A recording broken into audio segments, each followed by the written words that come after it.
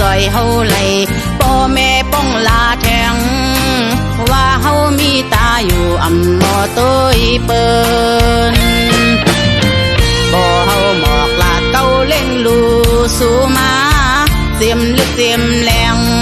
ตีเอาในกว่าแต่เมื่อลีคัดเซอหาเล่งโตเก่าเกินยากุมปึงตังเธอท้องเฮาผ่านพ่อแม่ก็หือหักพี่น้องก็เข้าปูเฮามือหากินแหนดพิษแหนดแปดกันลึกพ่อลำเฮาหือปันเฮาเศร้าห่มเขาแหนดพิษป้องลากันหือปันห่มกาเย็นอ๋อกวางเศร้านอกันในแต่เฮ็ดหือลีเฮาลอตั้งขี้ขอความป้องลาวากาไลขึ้นออกยานเมืองกาไลขึ้นออกไปเฮินที่พี่น้อ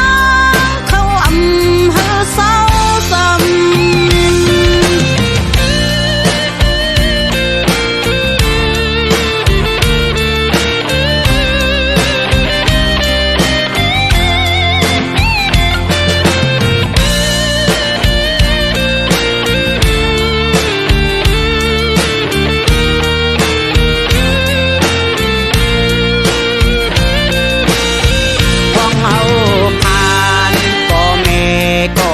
หัก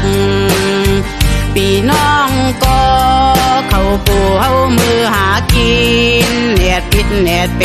ดกันลึกพ่อลำเฮาหือปันเฮาเศร้าห่มเขาแหนดพิษป้องลากันหือปันห่มกาเย็นอ๋อ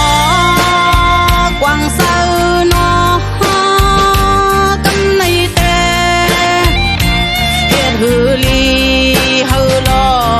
ตั้งขี้ขอความป้องลาวากาไลขึ้นออกยานเมืองกาไลขึ้นออกไปเฮิน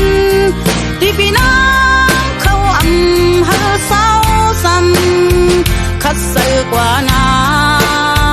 ก็ยิ่งน้องตาบุญตั้งนากุมนาเสียเหตุการณ์อยู่ดีวานเมืองเปิ้นน้ำเสือที่เลอเสรีที่นั้นเมืองไทยไหนเป็นเมืองอันเหตุการณ์ผ่อนหือ